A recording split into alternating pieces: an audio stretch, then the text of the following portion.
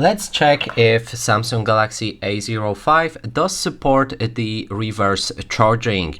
And in theory, if we connect a USB-C cable to Samsung Galaxy A05 and then onto my phone as well on the other end, it should start charging one of the devices. And yeah, let's try doing that. And we'll see if this Samsung does support it.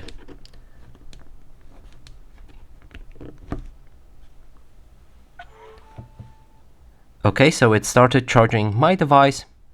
Let's see if we can manage it.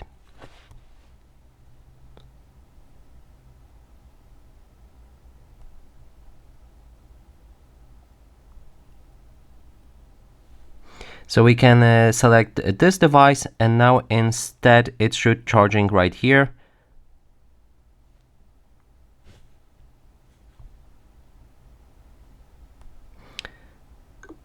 So yep, now it's charging, which confirms that this device does support the reverse charging.